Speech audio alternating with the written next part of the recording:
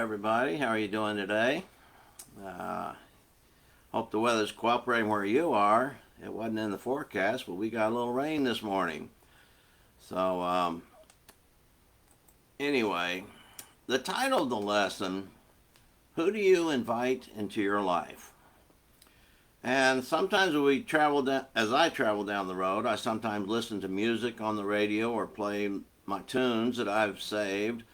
And one of the most effective media to help me stay awake and alert is to listen to talk radio.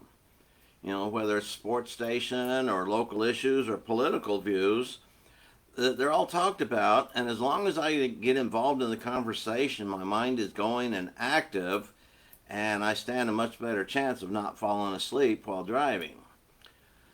And so, I'll get in there and say, okay, well, here's the argument I would make, or here's how I would respond, or here's the comment I would make. I'm always playing that in my mind. And so I wonder that if I ever called that program, would the host treat me fairly and listen to my thoughts, or just go off on a rant and hang up on me? So, yeah, if you've ever listened to talk radio, you know that's a possibility. See, I was thinking about this some time ago and realized that I have invited this person who is speaking into my life. See, he or she may never come near me, but as long as I listen to them on the radio, they have become a part of my life. And they also tend to influence me in my political or sports thinking. And so that brings up the question, who do you invite into your life? See, actually, anyone and everyone you choose to let in. And it may be someone on the TV or the movie screen, someone on the radio, your friends and neighbors, or perhaps the grocery store clerk. And yes, even the person you choose to live the rest of your life with is invited by your choice. And there are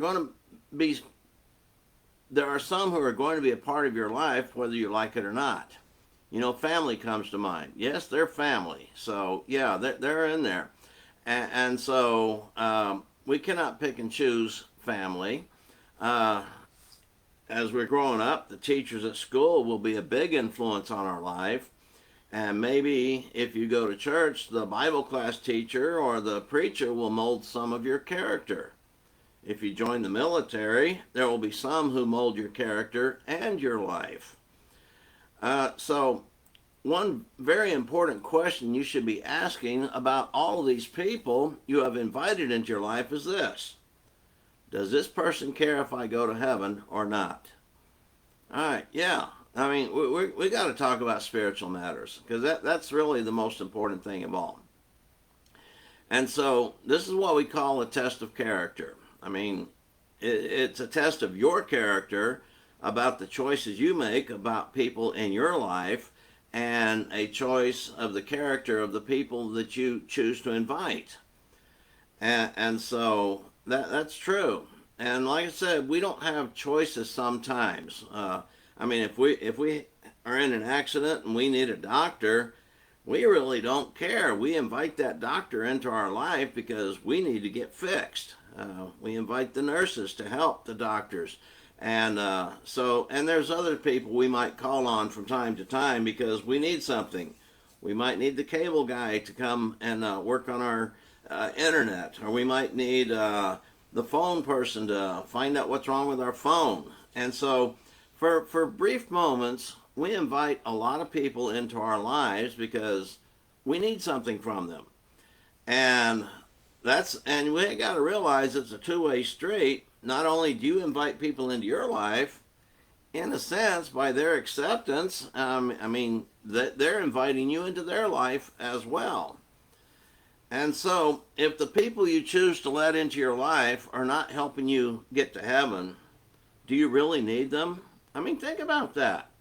Do you really need these people in your life? Well, they're my friends, they're my buddies, we do things together. All right. Think about this. Should you even want them there influencing you? All right. Now, most people do not care about spiritual matters, and they certainly do not care to assist others to reach heaven. And you've got to realize these people you've invited into your life, do they really care if I go to heaven or not? I mean, are they going to benefit me? Are they going to influence me to do things to get to heaven, or are they going to try and influence me to do things to keep me out of heaven? I mean, you've got to put this challenge to yourself and ask yourself, do they care if I go to heaven or not? And so what many of them do is plot ways to get you to turn from God and stay away from God. I mean, let's face it. This is part of the world's influence. And Paul wrote in 1 Corinthians 15:33 that bad company corrupts good morals. And if you care about your soul, you need to make sure you are inviting the right people into your life. Now, you can invite people into your life with the intent of trying to influence them to become Christians. I mean, that's a great thing to do. But you're going to find out that can also bring a lot of heartache with it as well. And so the best choice you can start by making is inviting Jesus into your life. Now, we realize it's not just a come into my life and it's accomplished. No. We invite him because we believe in what he did for us, and we obey the gospel message that he gave us. Once we're baptized into Christ, we can begin a relationship with Christ. We can begin a relationship with God and the Holy Spirit. And we also have a relationship with the fellow saints. And so Jesus has already invited us. He says, the Spirit and the bride say, come. So he's already invited us. Once we obey the gospel, he translates us out of darkness into the kingdom of his beloved Son. And so that's what we'll do. And so these God and Jesus, the Holy Spirit, are going to encourage you through the Word, the Bible, to seek God first in all things. And their promise to you will be to help you get to heaven. And there's a lot of people who go to church that they want to help people get to heaven. And so these are the type of people you need in your life, because let's face it, you turn on the TV, are you going to hear anybody encouraging you to get to heaven? No. All they're going to do is promote their wickedness and their evil ways and their evil lifestyles. Even the channels we used to think were clean now have given in to the demands of different groups, and now they're letting all sorts of evil and wickedness into their screens. Now, finding Christians to invite into your life is a great thing to do, and I encourage you to do that. It is through their encouragement and their chastisement sometimes that they will keep you on the correct path through life. They will guide you, they will mold you, and they will help you, and in turn, you'll be able to help them as well. Because when we're working towards a common goal, we want to encourage each other.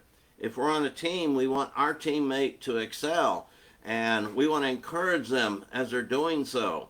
And even on a football team, even the water boy encourages his team to be excellent and to win. And so everybody in the organization, a lot in professional sports, they have a lot of people in their organization. And so when the team wins the World Series, guess what? Everybody in the organization gets a ring. You'd think it's only the players, but no, everybody, all the way from the owner of the team all the way down to the janitors. They all get some sort of reward, and yes, they all get some financial rewards as well. And so that's what they do. When we are working with Christians, we're going to realize some rewards. There's going to be blessings that we have every day. And there's also going to be things that we're having to deal with where we need our brethren to help us and to encourage us. And sometimes if we've been hanging around the wrong people, they probably need to be there to get us back on track. And so we think about that. So how is it we still have friends of the world in our life? Well, if the purpose you keep them in your life is so that you can have the opportunity to teach and influence them, that's a great challenge for you, and you need to do that. But chances are that you have been promoting a spiritual lifestyle or let's put it this way, chances are you have not been promoting a spiritual lifestyle. That's why people have chosen to hang around you. See, I challenge you to speak to your friends about Jesus.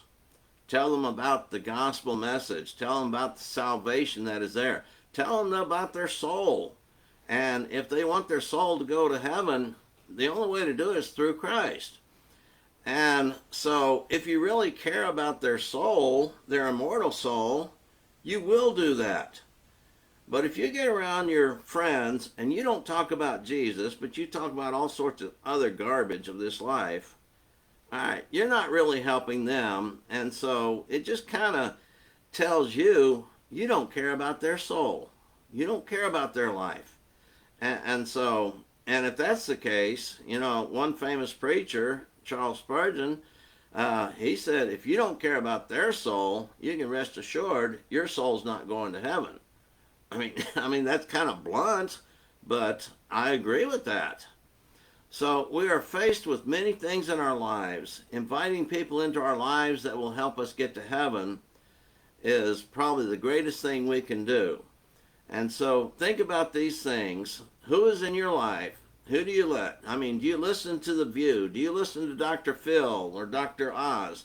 Do you listen to the talk radio or Jake Tapper or Don Lemon or Tucker Carlson or anybody there? Do you listen to these people and do you realize how much they influence your thinking? And if they're not there promoting the gospel of Jesus Christ, they're influencing you in the things of this world. So think about those things, folks. Who is in your life? And like I say, we can't help some things, but there's others that if they're not interested in going to heaven, do we really need them in our life? Now, if we want to try and help them find their soul and get right with God, yeah, we can do that. I mean, that's what we're encouraged to do. But if they prove that they have no interest in spiritual matters, you know what? We really do not need them in our life. All right. So consider those thoughts. That's a lesson for today. And it's a message that really needs to be heard. So if you have the opportunity, share this with others. Help them see this and get this message. And Lord willing, we'll be back again tomorrow with another lesson. All right. Bye-bye for now.